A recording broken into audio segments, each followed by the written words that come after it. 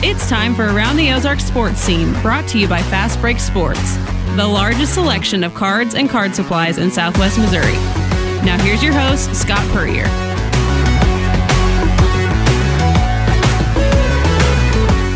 Welcome to Around the Ozarks Sports Scene, episode 22. I am Scott Puryear.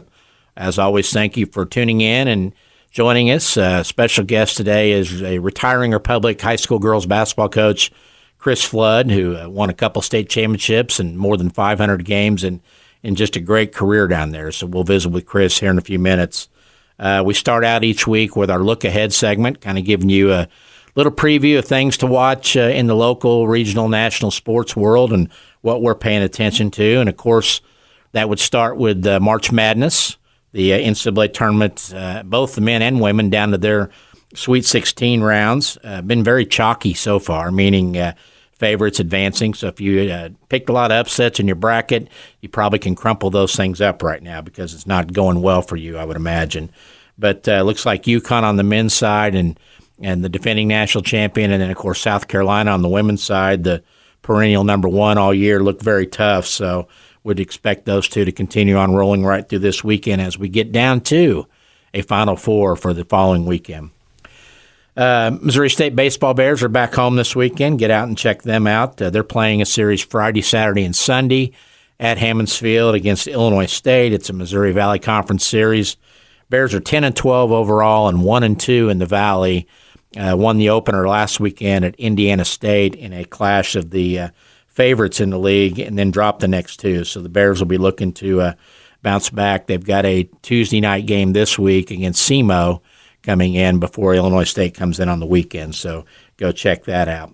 Bears continue to be led offensively by the sophomore from Lebanon, Zach Stewart. He's hitting .351 with 8 homers and 15 runs driven in. He'll be an MLB draft candidate shortly. And then freshman Caden Bogenpole has 6 homers and 19 RBIs. So those are two big bats that, as the weather warms up, should send the ball flying over at Hammonds Field and over the fence. Guys to watch in that regard. Drury baseball is off to a great start in GLVC play at 9-3. They're 11-11 overall, and they're home this weekend for a big series with rival Quincy.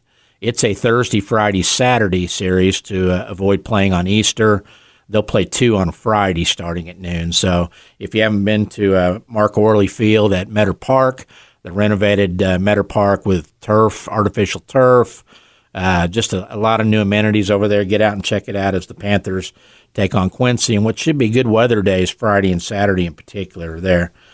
Finally, it's opening day for Major League Baseball, the real opening day, not the one that the Dodgers and Padres played a 2-game series overseas here last week, but gets started on Thursday. The Cardinals have a very tough opening task when they go to L.A. to play the Dodgers in the series. The Royals will be home starting Thursday with Minnesota, and, of course, the Twins picked to win the division as well. So a tough start anticipated for both those teams. When I look at the Cardinals for the year, I really like the offense. They got some good young guys. Jordan Walker in his second year should be fun to watch. Mason Wynn getting a shot at shortstop. But the pitching scares me. They got a lot of old arms in that rotation, and we'll see how they can hold up. And on the Royals side, they locked down Bobby Witt for a long-term contract. Love that. Vinny Pasquantino's back. Got some good young players to go around Salvi Perez. They brought in some veteran pitchers. Expect the Royals to maybe surprise some people and be in contention for a while in that Central Division of the AL. Our special guest on Around the Ozarks Sports Scene today is the retiring head basketball coach of the Republic Lady Tigers program. He was 530 and 178 in 25 years as the boss man at Republic. He is Kris Flood. Kris, thanks for joining me.